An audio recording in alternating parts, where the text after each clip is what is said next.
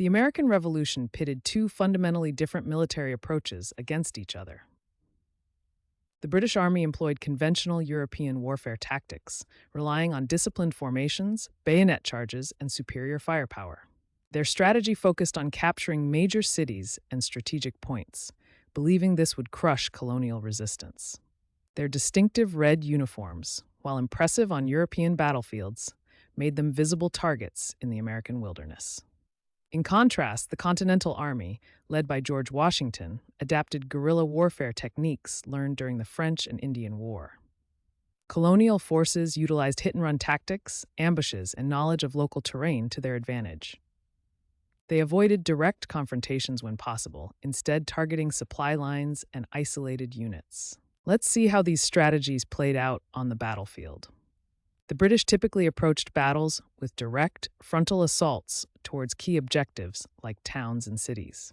Meanwhile, colonial forces would use the terrain to their advantage, taking indirect routes to flank British positions or set up ambushes. This asymmetric approach helped compensate for the colonials' inferior numbers, training, and equipment compared to the British regulars. Let's summarize the key differences between British and colonial military strategies.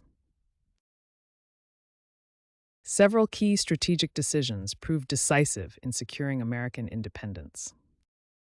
The Battle of Saratoga in 1777 demonstrated the effectiveness of the Americans' defensive strategy, where they surrounded and defeated British forces under General Burgoyne.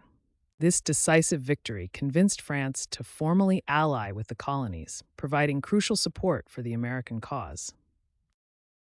At Valley Forge between 1777 and 1778, despite harsh winter conditions, the Continental Army underwent crucial training under Baron von Steuben.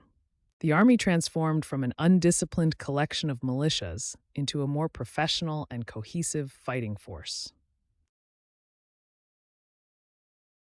The Southern Campaign saw the Americans under General Nathanael Greene employ an innovative strategy of strategic retreats. Rather than engaging in direct battles against superior British forces, Greene led the enemy on extended pursuits across difficult terrain. This strategy gradually exhausted British forces, stretched their supply lines, and ultimately contributed to their defeat. Finally, at Yorktown in 1781, Washington executed a brilliant coordinated land and naval strategy with French allies. Colonial forces positioned themselves on land while French naval forces blocked British escape by sea. This strategy effectively trapped Cornwallis's army, forcing their surrender and effectively ending major combat operations in the Revolutionary War.